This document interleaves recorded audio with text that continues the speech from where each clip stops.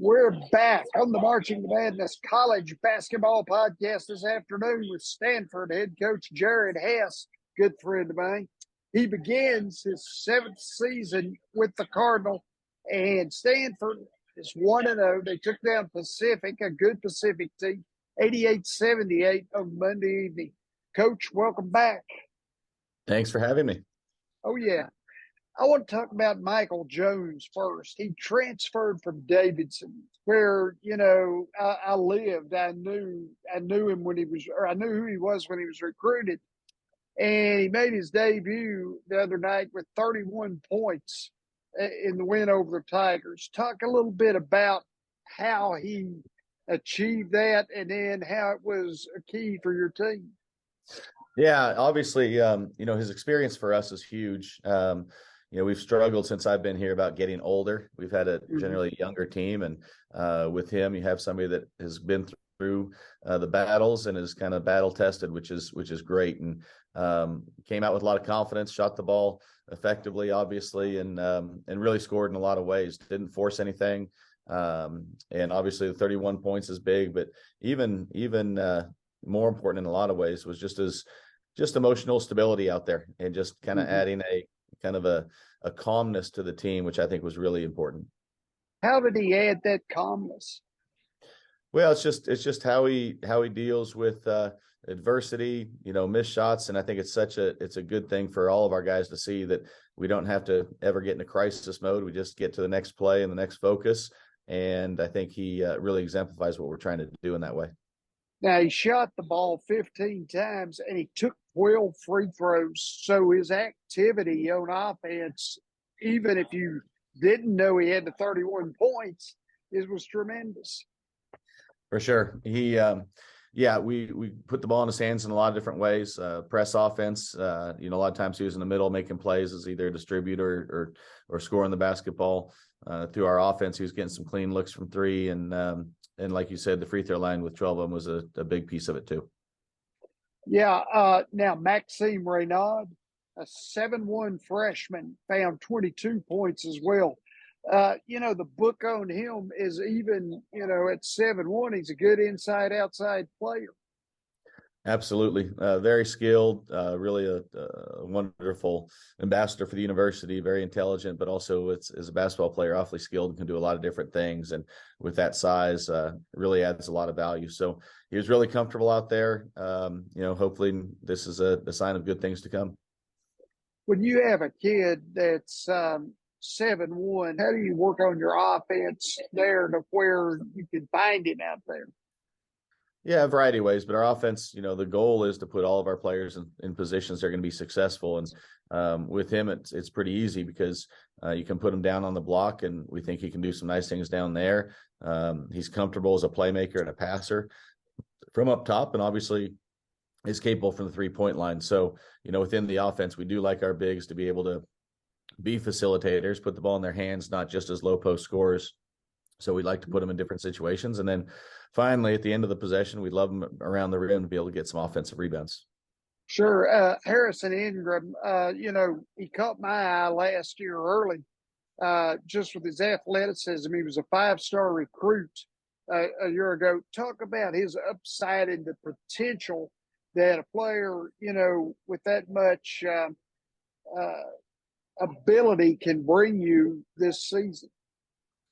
Yeah, Harrison's, fantastic. We're thrilled he's back. And I think the thing he does best, he's a great facilitator. And this year, I think we have some really good shooting around him. And hopefully that creates some space and an opportunity for him to get downhill and create for himself, but also create for others.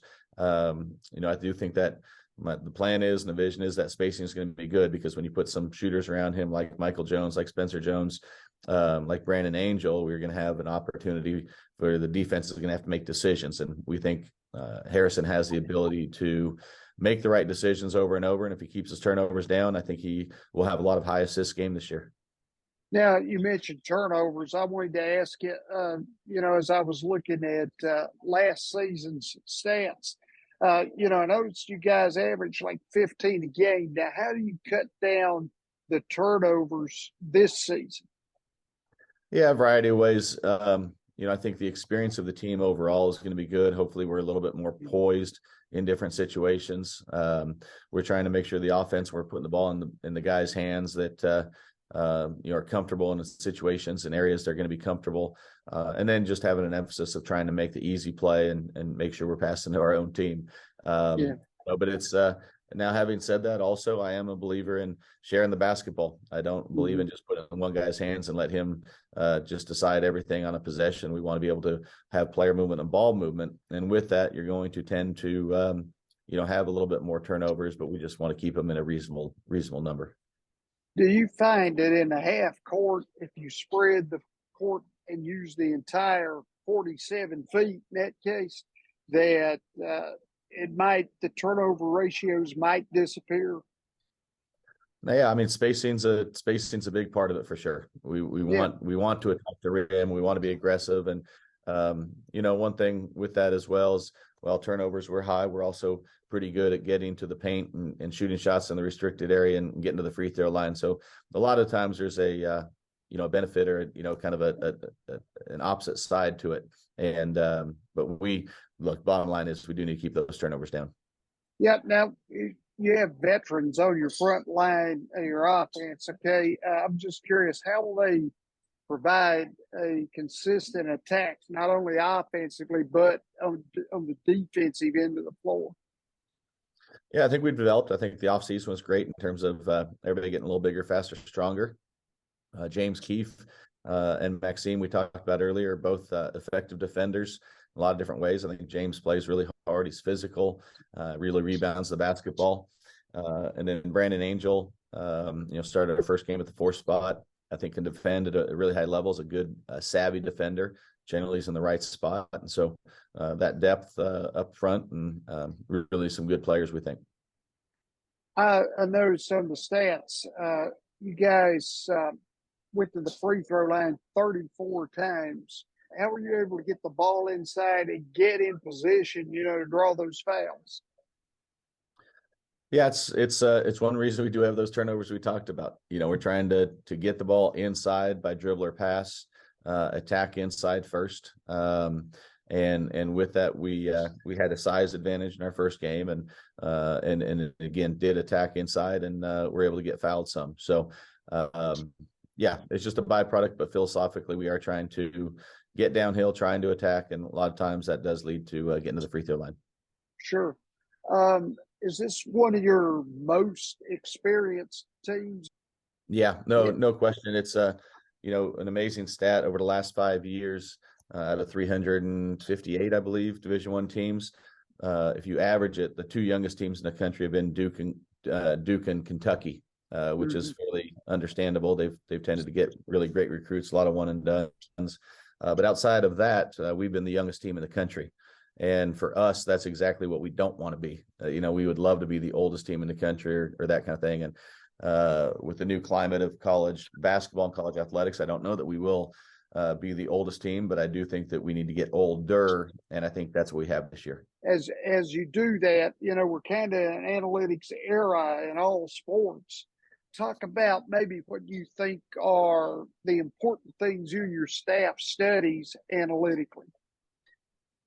Yeah, we look at everything. My staff probably dives in a little bit deeper, and then they'll make cases to me about recommendations that they have and what they think we should be doing. I will look at, the analytics and the data, but also, I think there is a reason I'm the head coach and have a sense of, common sense approach too. And so I think it's a combination of a variety of things, but I was able to play with some really good players. I was able to work under Coach Williams and some really good coaches. And so if they just need somebody to look at data and make decisions based on data, they can get anybody. And I think the experience, is an important piece of it too. Coach Williams is one of the great guys in all of sports. And is he coming out to Palo Alto this year? He's talking about it. I'm hoping that happens. And obviously he's welcome anytime, and certainly an unbelievable mentor and friend. And but hopefully he comes out at some point. Yeah. Now I was curious about, and I've asked most all the coaches about this.